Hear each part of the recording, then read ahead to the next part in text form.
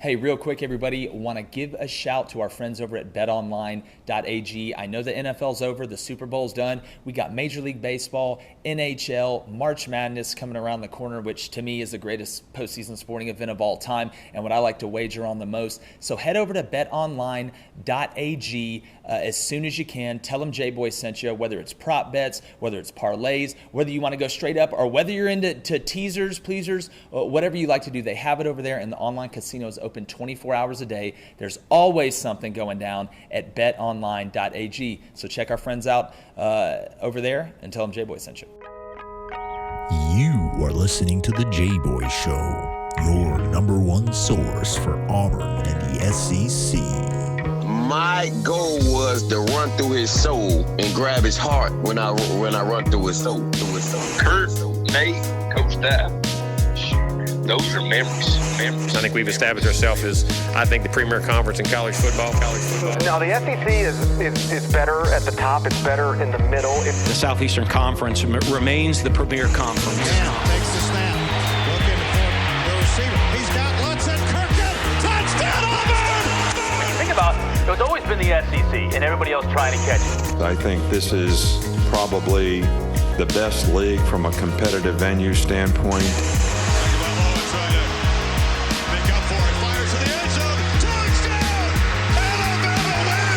They have the most capable teams. You just look at those programs, the way they recruit, how they invest. Snap to Burrow. 3 steps. Fires. Back corner of the end zone. Over the shoulder catch. Did he hold on? He did. Justin Jefferson. Touchdown, Tiger. And now, your host, Jboy. Hello, everybody, and welcome to another edition of the Jboy Show. Appreciate you guys joining us, whether that's YouTube, Spotify, Apple Podcasts, and bringing on a guest today that, number one, has a great message that I think everybody wants to hear, but is a guy that, has experienced things, and we're going to talk about an array of topics. We're here with Mike Lutzenkirchen, father of former standout Auburn tight end Philip Lutzenkirchen, founder of the Lutzy 43 Foundation. You can find him at lutzy43.org, and just an incredible message. Mike, I really appreciate you joining us today. Jake, it's great to be with you today. Definitely. And I want to start, for our audience that may not be familiar, can you kind of talk about Philip's story a little bit, and we can segue into the other parts just so we have a jumping off point for the audience? Sure. We our family is originally from the Chicago area. We grew up in Wheaton, Illinois, and know my wife Mary since second grade. Been married 35 years, blessed to have 4 beautiful kids. Philip was the third of 4. Other 3 kids are girls. And we moved to Marietta, Georgia when Philip was 5 years old. All the kids have been into sports. Philip got to the point where, as a junior in high school, was getting great recognition, became an All-American his senior year. Literally could have gone almost anywhere in the country to play. And he fell in love very early on with Auburn University. Got down there in May of 2009, ended up graduating in 3.5 years in December of 2013. Had a great career while I was there, playing tight end, H-back under Gene Chizik and Gus Malzahn, and had a really good shot at the NFL. He was a projected 3rd-round draft pick had he come out early, and he decided, Dad, I'm going back. I want to try to win the John Mackey Award as the best tight end in the country. Coach Chizik had told me he was already going to be a captain for the second time, and he was a starter when they won the national championship in 2010. He really put his name on the map, I guess, from the Auburn fan base and maybe SEC by having the game-winning touchdown in the 2010 Iron Bowl, where, I think we fell behind 24-0 at one point, came back and won that game. And most people know that was the team that Cam Newton led. And Philip's career just took off from that point. And then a couple of injuries caught up with him. He had a significant shoulder tear, significant labrum tear, a significant hip tear his senior year. The fact that he only got to play 6 games that senior year. So instead of getting drafted, he actually went as a free agent, signed with the St. Louis Rams and Coach Fisher. Was their last cut that fall of 13, and started to work a job in wealth management in Montgomery, Alabama. And I guess the last conversation I had with Philip was Friday, June 27th of 2014. I remember it as if it was just yesterday. It was a beautiful, hot, sunny day here in Atlanta. He had called home to check in. We spoke every day, and he just said, Dad, I'm probably going to hang out at Auburn this weekend. Going to be only 45 minutes away in Montgomery, or I'll hang out in Montgomery. And we got to Sunday morning that weekend, and 2 of our older girls had come home for the weekend. They both lived in Atlanta in different places, but we went to an event that Saturday night, and went to Mass, Catholic Mass on Sunday morning and came back. And as we pulled in the driveway, my wife and two of the girls noticed that there was a yellow Post-it note, a sticky note, if you will, that everybody knows about, that was sitting on the front door. And it simply said, please call this number. It was a 706 area code. Immediately knew something was not good. Said to the girls, Amy and Ann, the two older sisters of Philip, where was Philip this weekend? And the kids always had great tabs on one another through social media and just great relationships. And they said that we're not sure. Made it through our house onto our back deck and called the number and did not get an answer immediately. And then dialed it again. This time I got a live answer, and the individual said, I need you to call another number, sir. And I said, I'm not going to do that. Tell me what's going on. Mm-hmm. As I watched my wife and girls' faces. So I did have to take down this number, and the girls and Mary remember the 10 digits, and I dialed it. And this time I got a live voice right away. And this is about 10:30 in the morning now. And on the other end of the phone was the coroner of Troup County, Georgia. He introduced himself. He said, our last name is clear as a bell. So I knew something was major up, and he just did his job in retrospect the way he should have. He said, Mike, there was an accident last night. Philip was killed. That's how we found out about my son losing his life. Unfortunately, too, the driver, Philip was a backseat passenger behind the driver. The driver lost his life. There's a young lady in the back seat that was about the same age as Philip. 2 days later, after this initial call, the coroner called me back and says, Mike, I've never done this, but we have a lot of similarities. My daughter went to Auburn. I know Jay Jacobs, the AD at Auburn. I'm Catholic. I thought you might want to know that we believe that the young lady who was read her last rites survived internal injuries. We think because of Philip's sheer size and how healthy he was, that she followed Philip out the vehicle. The one young man that put a seatbelt on the front passenger seat was able to unbuckle himself and run for help. He sustained a concussion. And that very next morning, quite frankly, that Monday morning, I went for a run early in the morning, and beautiful place, was crying and hadn't slept all night. And as if Phil was right there with me with his big smile saying, Dad, this is going to be all right. I remember yelling at Philip, what do you mean this is going to be all right? I had no details other than they said they thought that alcohol was involved. They were young kids. They were all, 21, 22, 23. Yeah. And quite frankly, man of faith, God was with me also. And it's like simultaneously, Philip and God both said, what are you going to do with this? And that was the start of what has now become the Lutze 43 Foundation. And, that's kind of the background on who Philip was and what happened. Well, Mike, I appreciate you sharing that story. And, I actually had some mutual friends that knew Philip, were about the same age, and the things they had to say about him, never, ever heard a bad word about him. He would help anybody that needed help, regardless of his status, because you're right, he was a star. Philip was a star, a guy that obviously accomplished a lot off the field, but you can already see, and since you've started this, and I want to ask you kind of, because a lot of parents, there's parents out there, people out there listening that have had traumatic events in their family, that have not been able to move on, that have not been able to, and I guess move on. I guess you never really move on, but try and use it to bring positives in that area. And I know it's something where Philip, with this traumatic situation, you guys have touched so many lives and made people aware, because to me, that's what this is about, is awareness. And when we talk about the Lutze 43 Foundation and what you guys have done with that, can you kind of go into, number one, when you thought of, hey, I want to go ahead and do this. This is something that, number one, I know Philip would want me to do, that is going to save lives, because we all love football, Mike. We know that. We love football. We love sports. But there's so many things outside of the game that are so important, especially when you're dealing with young people that are making decisions. When was that moment that you realized, hey, we need to take this horrible situation, and for Philip and for all the young men, women out there, turn this into something where we can save somebody's life before they turn that car on? Yeah, Jake, I go back again. I truly believe it started that Sunday morning. I'm sorry, Monday morning, less than 24 hours after having learned of losing Philip. This run, we live in Marietta, Georgia, right on the borderline of Roswell, Georgia, and there's a park called Lita Thompson. It's a beautiful 2.5 mile running through the hills, public access course that you can walk, run.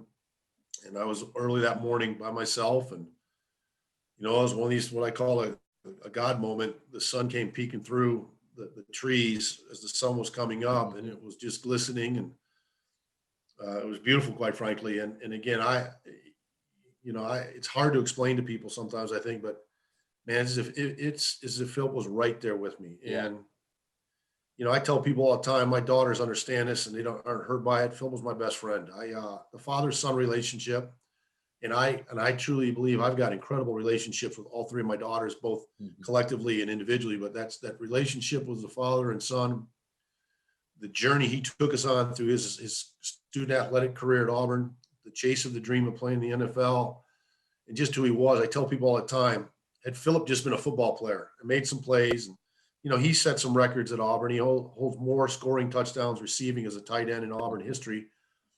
And it's not a huge number, but it's a record. He just treated people right off the field. He had a servant's heart. He had a big heart. He made you.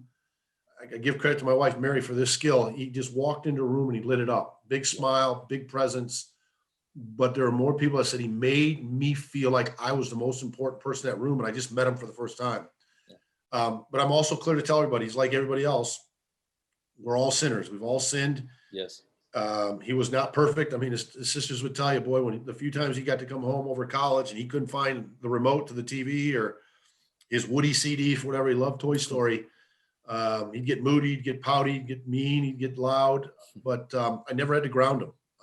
He just made good decisions. But I think when you look back on this foundation now that it's hard to believe 6 years plus, the elements of that weekend, which involved too much drinking and kids getting drunk. And, we didn't get the courtesy of a phone call from anybody, the police, Troup County officers, if you will, Georgia officers, state police, the media. It simply came out about after 6 to 8 weeks after Philip passed away through the internet and on Sports Center that night that Auburn's Lutzenkirchen's BAC, which everybody knows blood alcohol content level, it wasn't 0.08, which was your legally intoxicated. It was 0.377.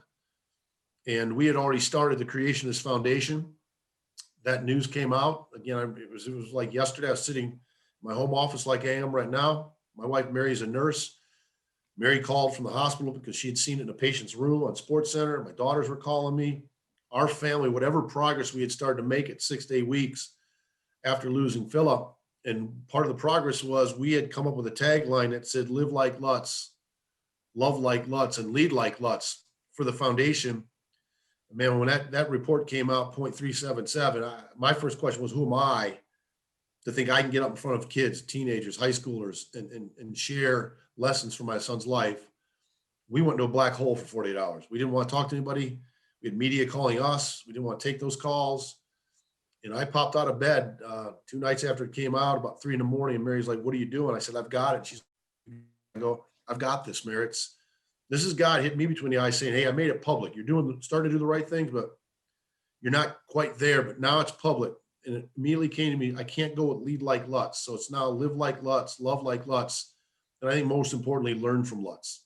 And, Jake, I work every day to, this is a full-time thing for me. I tried to do a previous job I was in for 2 years and run the foundation. I wasn't getting things done. And Mary, Thanksgiving of 16, just sat down and said, hey, we'll be fine. We'll figure this out financially, benefits wise, take a hit financially, whatever it is from an income standpoint, but go do this foundation full time. And this is my passion. I do it every day.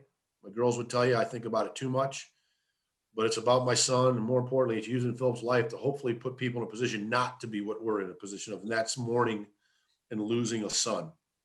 Yeah, and I do want to say, Mike, the grace that your family handled this, yourself included, through the whole way with that coming out the way you did has been unbelievable. And as I talked about turning such a traumatic event into a learning lesson for everybody, you say learn from Lutz. And I've had parents contact me. It's amazing. When I put out on social media that you were coming on the show, I was flooded with messages from people that have heard you speak and said how it changed not only the kids' perspective listening, but for parents too, to be able to, spread the message that you're spreading. And when you're going and doing these talks, Mike, I know you talk about the 43 seconds. And just for a second, I'd like for you to expound on, how you're preparing these kids, whether it's, after you're leaving a party or just, leaving the library or anything like that, to really take time before you make a decision. Because again, especially if you're not in control of the car, you're not driving anything like that, sitting in the back seat, just how that little bit of time can make a world of difference. Because, and I'm going to say this many times, I know there are people struggling out there, and for you to have the fortitude and like I said, the grace to be able to go around and tell a story that I know hits you. I know you talk to Philip every day. I'm sure he talks to you. And can you just talk about just that moment when you get in that car, in that situation, kind of how you do when you're making your speeches? Yeah, I tell people all the time, Jake, I'm a pretty simple guy. I go back to my faith. Quite frankly, God didn't create me to be smart enough to memorize a bunch of scripture. And as a kid growing up in Chicago, I say it half jokingly, I'm a Midwestern Catholic guy. I'm God rich and Bible poor. I'm not here to memorize a bunch of scripture.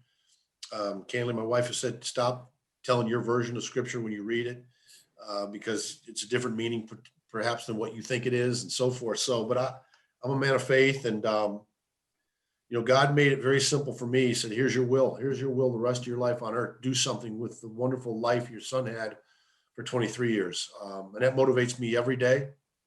It motivates me when I read the paper and hear of another, accident or a crash. Quite frankly, it wasn't an accident. It was something probably deliberately done behind the wheel where somebody shouldn't have been behind the wheel, texting and driving. They chose not to wear a seatbelt as a passenger, so they get ejected.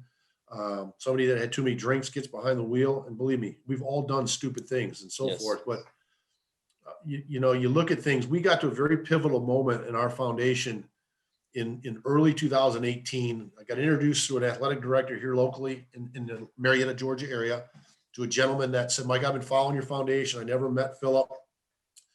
I really love what you're doing. But two questions are you concerned about Philip's relevancy, and are you satisfied with the foundation's accomplishing? And those are great questions, because if you think about it, 4 years, this is almost 4 years after Philip passed away. And when I go speak now, seniors in Auburn, Alabama, for example, seniors in high school were like in 7th grade. Some of them don't even know who Philip was. And quite frankly, all you got going on in Auburn, well, there are many things going on, but Auburn University football is so big. So the relevancy question was big. But the further I get out of the Southeast Conference footprint, even with a unique last name, and Philip was recruited nationally and played on national television, are people going to know the name? Yeah. And then you look at, what's going on. We looked at things. We're happy with the foundation. We're doing a lot of wonderful things. I'm content now that I will never know how many lives my son is impacting through this story, how many lives he may be saving, how many crashes aren't occurring because somebody's got our 43 key seconds program in their mind, in their car. I'll touch base on that in a minute, but I started to look at things and we said, hey, we've got a wonderful board. We all talked and we said, how can there not be a nationally recognized symbol that when we all look at it, it just simply triggers us to say, you know what, I'm not going to be a distracted or an impaired driver. We've got wonderful programs like Click It or Ticket, and I'll call other things slogans like drive sober, get pulled over, you text, you pay. But unless you drive on any interstate or highway or road and somebody's paid for a billboard to have those programs or slogans up, I don't think we think of them. Yeah. But no matter where we're from, no matter what our color is, our faith level, our incomes, we are all visually triggered as human beings. When we see something, it creates a behavioral decision. So we looked at this and said, wow, this is a big thing, but can we take Philip's number 43, everything we do thing around, and actually put that 43 on a key and call it 43 key seconds. And on the other side of the key, it says 43 in the word TO, so 43 too distracted free. And for some reason, Jake, everybody loves lanyards. It's like when you go to a baseball game, everybody tries to catch that foul ball. Or that's so true. To a game, and everybody tries to catch that T-shirt getting shot out of a T-shirt gun. Well, everybody loves lanyards. And we said, well, what if we put our slogan, 43 key seconds as an example, on the lanyard? Wow. But most importantly, what if we create a countdown? What if we said, before you start any vehicle, regardless of your driving experience, regardless what type of vehicle, take 43 key seconds to say, do I have a clear head, clear hands, clear eyes? And then we do tie into the national program, Click It or Ticket, by saying click it. And what does a clear head mean? It means you sit there before you start that vehicle, say, am I drug impaired? Am I alcohol impaired? Am I fatigued? Am I emotionally impaired? Am I technology impaired? Do I have that phone in my hand? Am I going to do a text and answer an email while I'm driving? And then you go through it, clear head, clear hands, and so forth. You make sure as a team, you have the confidence to tell your passengers to look back and say, hey, put your seatbelt on. I'm not leaving until you put that seatbelt on. The calls I get for all the time from says, Mike, this family just lost a child. Can you call them? The child was in the back seat and wasn't seatbelted and got ejected from the vehicle. The other 3 kids were seatbelted. They walked away from the injury with minor injuries. So we looked at this and said, can we do this? Can we create a program, create a mission that says, can we help change the narrative on the number of crashes and injuries and most importantly, fatalities that are taking place? And Jake, your audience may know this, but here's the reality of it. From 15 to 18, those key high school years, the number one cause of death is a distracted driving accident. Wow. Can you say that one more time, Mike? I want to make sure our audience hears that. Can you say that one more time? So from 15 to 18, the number one cause of death in the United States is a distracted driving accident. Wow. When you go to the college ages of say 19 to 23, those college years, the number one cause of death is the combination of distracted and impaired driving. Wow. So I want you to think about that for a minute. Everything we're all going through with COVID-19, with mental challenges and people getting depressed and so forth, suicide and addiction is still not overtaking distracted and impaired driving accidents as the leading cause of death from a 15-year-old I didn't know. to a 23-year-old. I didn't know that. I had no clue. I did not. And again, your audience needs to know, these are not Mike Lutzenkirchen made up stats. You can go Google all this and find this out. Yeah. National Safety Council, National Highway Transportation Safety Administration, CDC, they're all going to stand this. But here's what's real key we picked up on too. The number one cause of death for a corporate employee in the United States is under the classification of motor vehicle crash, an MVC. Mm-hmm. So we started looking at it and said, wow, from 15, that person getting that driver's permit, all the way through 65 and older, the number one chance you could lose your life has to be behind the wheel of a car or somebody behind the wheel of a car that you're near. Yes. And cancer and all the other diseases and Alzheimer's and dementia, all these things that are taking lives are so important also. But our foundation really took a pivotal move in March of 18 and said, how can we address this? And man, we had schools calling up saying, Mike, can you come deliver your talk? Philip's legacy, what legacy are you leaving? It's about a 1 hour, heartfelt talk. I don't hold any punches. I say, here are the mistakes my son made that weekend that took his life. But I also tell the great stories. One's based on the word available, how Philip made himself available to young kids with cancer, to other people to just volunteer and share his time. I've got my own definition of what I call teen tithing. Most people say tithing is when you give somewhere, you give to your church. Well, there's 3 words that begin with T that typically you can get people to say that, well, that makes up tithing. That's time, talent, and treasure.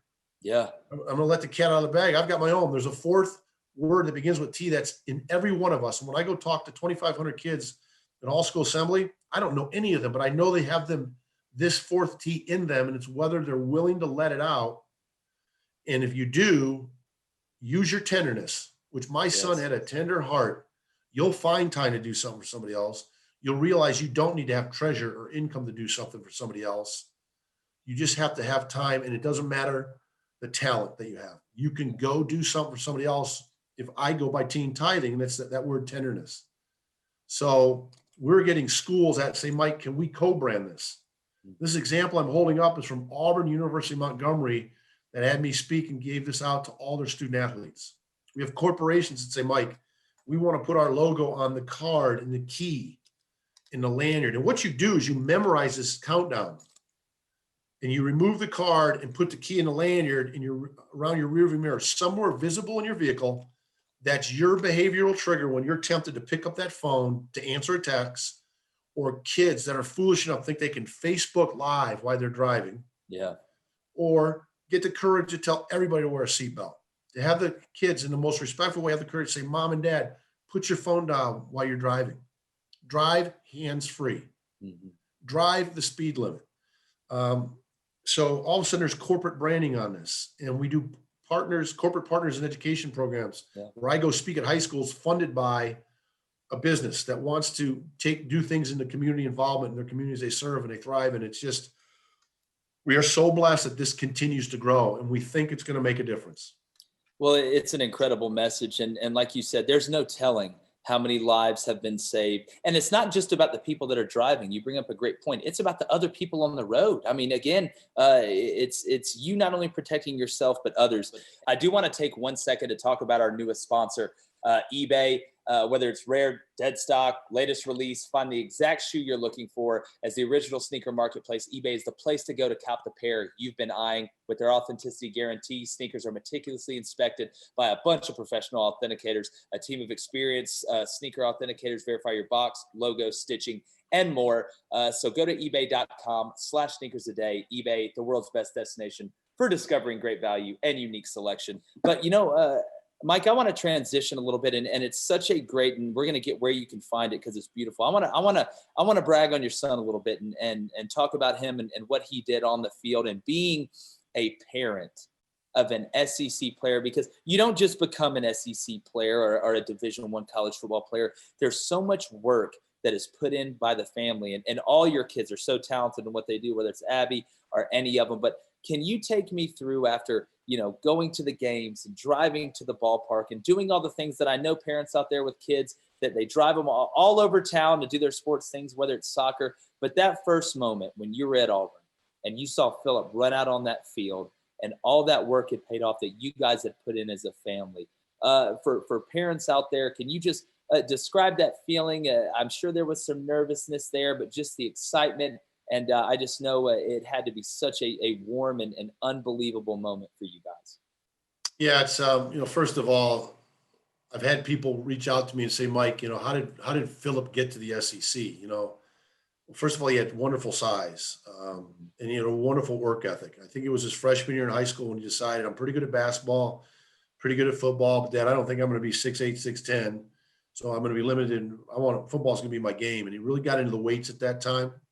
Started lifting heavy, really worked at just becoming a wonderful athlete. He played basketball to keep foot quickness and fine-tuned it. He loved it. He had a great high school experience, wonderful teammates. But, he gets down to Auburn, and he fell in love with Auburn University. He said, Dad, it's one of only a couple schools that if for some reason I can't play football, I know I'd be comfortable there being a student. It was close enough home that he knew the family could get there. And that's, again, just goes back to who he was, his heart. I mean, he took a trip out to the West Coast and looked at Stanford and Cal, and you said, how do you turn down a Stanford degree opportunity? How do you turn down playing at Florida with Tim Tebow? He would have played there with 1 year. Going back up in the Midwest, Chicago, where we're from, and he just fell in love with Auburn. And to see him, first of all, how he respected people. I think he already had a wonderful sense that there was a pecking order. And if you go back to the memorial service that was held at Lassiter High School 3 days after Philip passed away, there were 3,500 people that packed the stadium, and most of the teammates that came back were older teammates. Wow! Because he just had that respect. But to see him wear that uniform, to play in a national championship game with his name on the back of the jersey in Phoenix, Arizona, January, I think 11th of 2011 was incredible. That 2010 season. I got to tell you, I don't think he gets a chance at the NFL if it wasn't for his growing up in the SEC, and to see him run out in a St. Louis Rams uniform at the time at Cleveland during a preseason game, to see now another set of colors that he had his last name on, and you just see it. It's kind of an indescribable feeling. Again, my word to parents are enjoy watching your kids compete in sports, whether it's a 5-year-old playing t-ball and it's a cold, wet day like it is today, or they get to play at the highest level of pro sports. To watch your kids compete, to watch your kids learn the values of what team sports bring, that, you're not going to necessarily get along with every teammate or fall in love with every teammate, but you've got to respect your teammates. You've got to make things work together. There's so many values, I think, that come out in team sports. That's why your podcast here, for us to have a conversation about a topic that's somewhat unrelated to sports, right? Yeah. Vehicle safety, but it's sports is that message, that conduit that's getting this message out there. It's just incredible. And we were blessed to have two of the girls play Division I soccer, one at Winthrop University in the Big South Conference based up in Rock Hill, South Carolina, near Charlotte, and then Abby, Our youngest, I think if Philip was here, he'd tell you, Dad, she's probably the most talented athlete of all of us. She could have gone anywhere in the country. She was on the U17 and under national soccer team. And Wow. She chose to go to the University of Alabama because she fell in love with the staff and the players and the environment. And candidly, Alabama is not a soccer powerhouse, but that's where Abby went, even though her brother was at Auburn. She had a wonderful experience there. It's just, parents, enjoy this ride of your kids playing sports, but I caution all the money that you spend for them to play in travel ball and all that, and maybe some coaching. It's not a right to get a college scholarship. It's not entitlement. You've got to earn it. And just by because you're paying youth fees and things like that, that you've got something owed to you back when they get to the college, doesn't work that way. Yeah. The kids have to have talent. They've got to have that work ethic. They've got to have the passion, and our kids had the passion. Yeah, and it's obvious. You watched the way Philip played, whether it was blocking, and I'm sure it was the same with the girls as well, catching. Philip did it all. He just was a complete player, and that's why he made it. He had a chance to play in that league, and like you said, you got a chance to see him run out in a different colored jersey after college, which is the goal for everybody that's playing in college, especially at that level. But Mike, I do got to ask before we let you go here. We're here with Mike Lutzenkirchen, father of former standout tight end Philip Lutzenkirchen and founder of Lutzy 43 Foundation. You can find them at lutzy43.org. Is that where everybody needs to go, Mike, if they want to find out more? I know, let us know on social media, Twitter, where you guys are at, because I know right after people get done listening to this, whether they want to donate, whether they want to learn more, whether they want to find out where you're speaking next or get you to come speak, where can they find you? Like you said, it's www.lutzy43.org. That's LUTZIE43.org. And again, Jake, I'm very grateful for this opportunity, because when we get an opportunity to get any type of media, whether it's radio, TV, internet-based, social media, we do get a lot of hits coming our way. I would love your audience to go back again to, if you're a high school educator, a principal, an assistant principal, running driver's ed, a coach, somebody involved with kids and student council. Our talk is powerful. Our message is powerful. When these kids see this 43 key second key countdown card lanyard logoed with their high school logo on it, it brings them into this message so much more, because it's part of who they are at that stage in their life. A sorority, a fraternity, an athletic team at the college level, whether it's a Division III private liberal arts to the largest university. Again, these kids are dealing with the decisions behind wheels, and our message hits home. But what I'm so excited about too is, if your audience out there and you've got influence in a business, a corporation, an organization, whatever it may be, you want to think about who's got responsibility for risk mitigation, who's got responsibility for employee benefits, human resources, who's watching the bottom line, because these companies know right now an accident or an injury, a crash, an injury, and God forbid a fatality that's created by a poor decision by an employee behind the wheel of a vehicle. First of all, the human life factor in losing that person, and then the person that may have caused that accident, I don't know that they ever get back to their normal productive ways. It's catastrophic on businesses, and the lost life is the most important thing. I truly believe our 43 Key Seconds program would dovetail nicely into any corporate employee safety initiative, and especially behind the wheel. And where I see the shortcoming in our corporate world in the US is all the money that's invested to keep that employee protected while they're doing business on behalf of your company or traveling to and from work. Let's do a better job of having to take those tools back to their spouses and their driving age children to protect them. Because like every company that says my number one asset is the person that comes in and out my door every day, it's not the widget I make or the product I build or the service I provide, it's my people. That employee's number one asset is their spouses and their children. Yeah. Most of these injuries and fatalities are avoidable. Philip, you wouldn't know who I am had my son wore a seatbelt that day. Statistically, in the back seat, had he wore a seatbelt, Philip would have survived. Had Philip made better decisions that weekend, I'm very clear. Philip chose the level of drinking he did that weekend. And I know people from like, this is harsh. He chose it. He chose outrageous BAC. He chose to go on that drive at 2:30 in the morning where the driver wanted to get a can of dip. And they found a remote gas station that was open outside of LaGrange. It's decision-making. And man, we're all on this earth to serve others. We're all on this earth to do something for someone else.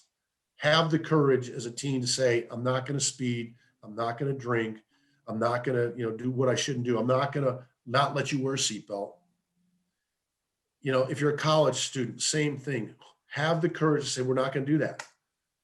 You might get 4-letter worded, quite frankly, by some of your friends at that age. But I'm going to tell you what, I'd rather be 4-letter worded than go to one of my friends' funerals. That's exactly. And I know there's friends that were filled with that weekend, and I hold none of them accountable, that wish they had done something different, had hidden the keys to all the vehicles so nobody could drive away that early morning. And you wouldn't know who I am. Yeah. But this is the plan. And I'm doing the best I can through this foundation to impact others and protect others and save others. We would love to hear from you. We'd love to answer questions. We have got financial backing. We've got such an incredible board.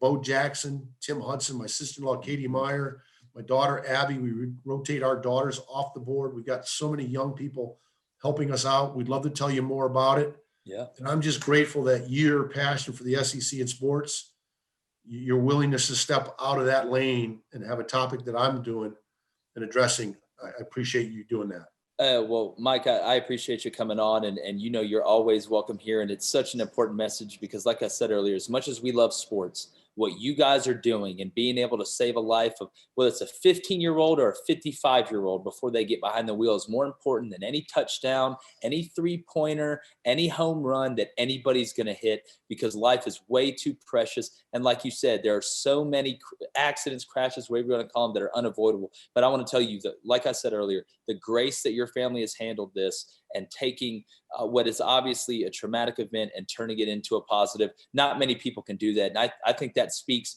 to you as a person, to your family as people, and you guys are doing things that, like I said, are way more important than sports. And Mike, I really do appreciate it. And we definitely got to get you back on. And obviously here at the show, I'd love to get more involved with what you guys are doing. I'm sure we'll talk later about that as well. But I really appreciate your time. Jake, thank you. Thank you for reaching out to us and giving me the opportunity. Definitely. Well, I want to let everybody know, thank you for joining us on another edition of the Jboy Show. Again, a great message. Make sure you pass it along. Check it out at Lutzy43.org and the foundation there. Also, we've got merch coming. I promise. I know I keep saying it. We're literally ordering it right when I get off this video, hoodies, hats, and t-shirts. But again, go to thejboyshow.com as well. Hit that donate button if you want. It's been another edition of the Jboy Show. Jboy's going, gone. The Jboy Show is produced by David Cohn, technical director Dave Hammock, creative director David Culbertson, audio engineer Faison, production assistant Kyle Orr, and our executive producers Jake Crane, Vince Thompson, and of course we film at Melt Sports in Atlanta, GA. So come check us out.